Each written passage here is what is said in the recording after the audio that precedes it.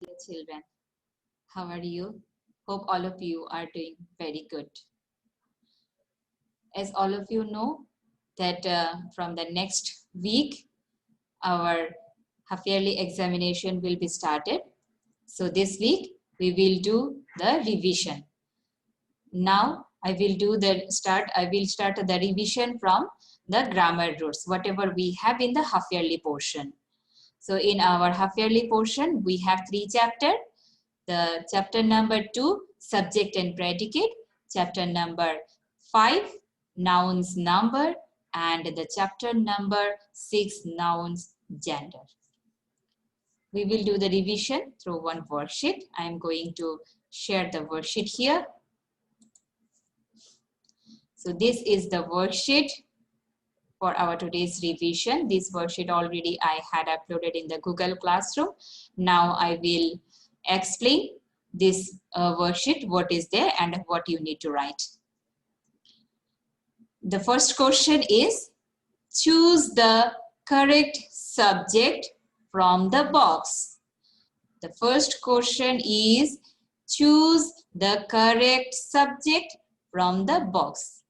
Here in this box, I gave some word. So first of all, you need to read all those words and then you need to choose a proper subject and then you need to write in this blank space. So first one, what is that? That is number A, dash are flying. I will solve this one for you. Dash are flying. So which subject will come here in this blank space? For this, we need to go through the options here. The options are Ireland, Alice, the old house, horse, the birds. So which one will be the correct subject for this sentence? Yes, the birds. The birds will be the appropriate subject for this sentence. Now I am going to write here the birds. The birds. The birds are flying. So the birds is the appropriate subject for this sentence. Now I am going to read rest of the sentences for you. Number B. Dash likes to eat hay. Dash likes to eat hay. Number C. Dash has a big garden. Number C is dash has a big garden. Number D is dash jumped on her bed. Dash jumped on her bed. Number E is dash is a country in Europe. Number E is dash is a country in Europe. So to make all those sentences meaningful, you need to choose the correct subject from the box and you need to write in this blank space. Now I am moving towards the question number 2. Question number 2 is match the subject with proper predicate. Match the subject with proper predicate.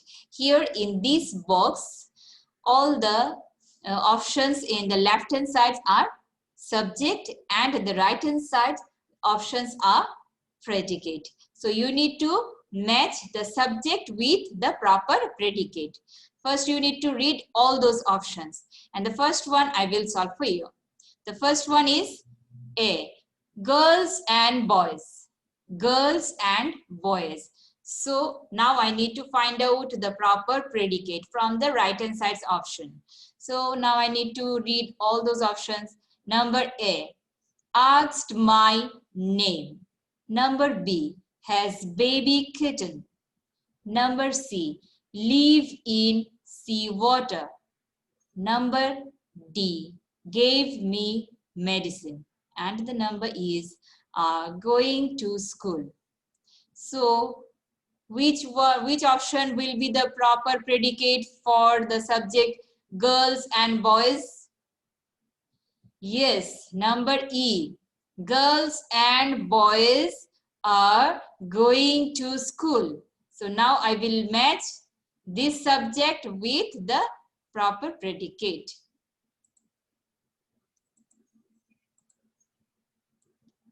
Now I matched here. Girls and boys are going to school. So number A, here the option A is matched with here option E. Okay. For rest of the subject, you will match in such a way. Number 3, underline the predicate from the given sentence. Number 3 is underline the predicate from the given sentence. Here I gave some sentences.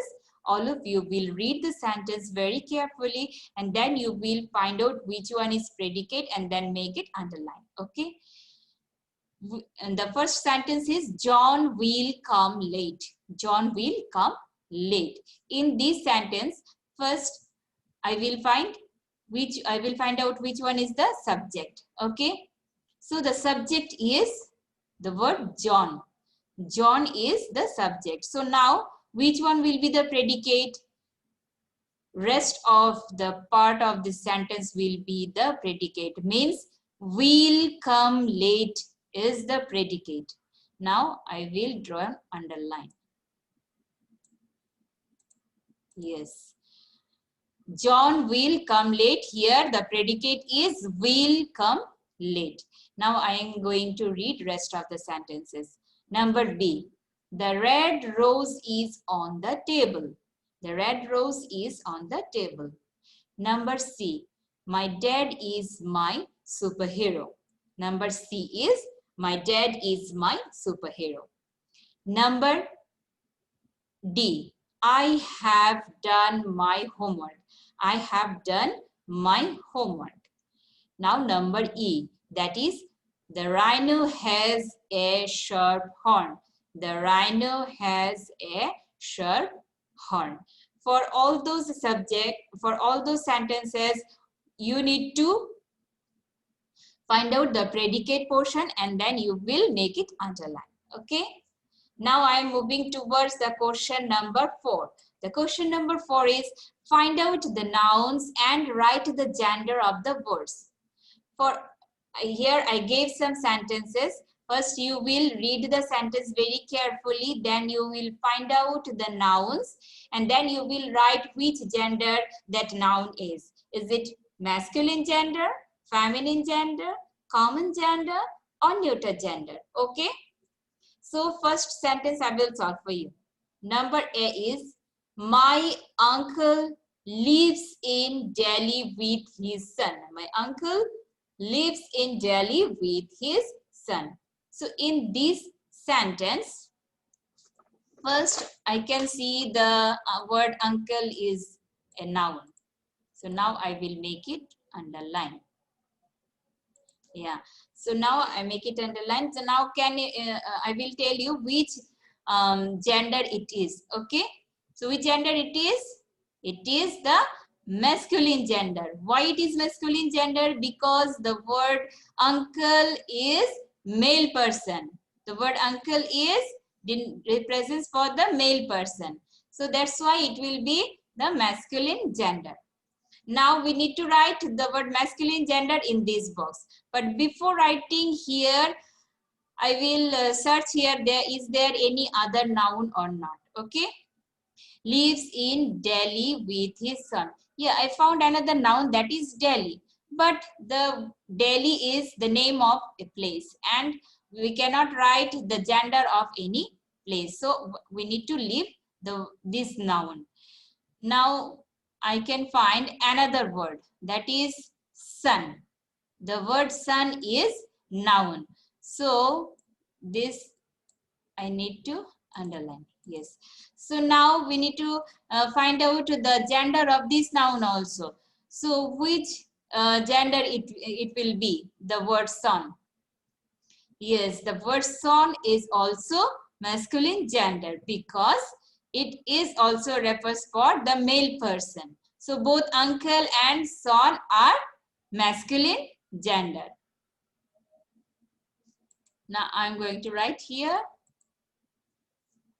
the answer. M-A-S-C-U-L-I-N-E, masculine gender. G-E-N-D-E-R, masculine gender. Now I will read rest of the sentences. Number B, the horse stood under the tree. The horse stood under the tree. Number C, the actress was wearing a beautiful dress. The actress was wearing a beautiful dress. Number D, Rohan is my nephew. Number D is Rohan is my nephew. Number E, I love to read books. Number E is I love to read books. Number F, that is we should listen to our parents. We should listen to our parents. For all those sentences, first you will find out the noun and then you will write which gender it is in this given boxes. Now I am moving towards the question number 5. The question number 5 is change the gender.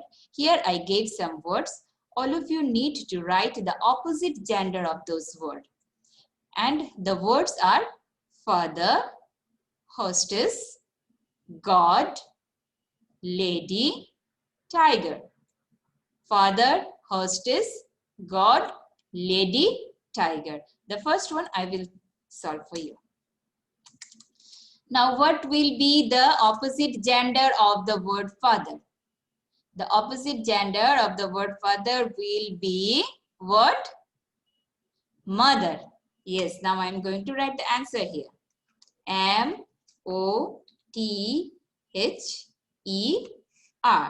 mother.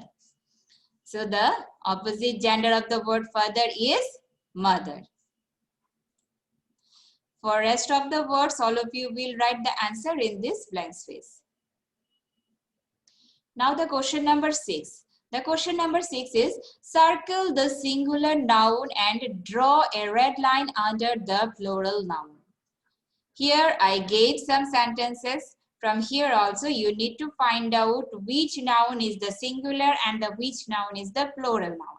Okay, then if it is singular noun, you will make it circle. If it is plural noun, what you will draw? You will draw a red line under that word. Okay, the first sentence I will solve. Number A, we saw a movie last night. Number A is we saw a movie last night. In this sentence, I can find the word movie is a noun. So which noun it is? Is it singular noun? Is it stands for singular noun or it is stands for plural noun? So here we can see the end of this word, there is no S or ES added. Okay, so the word movie will be the singular noun. That means the word movie stands for only one movie. Okay, so as it is singular noun, what we need to do? We'll make it circle.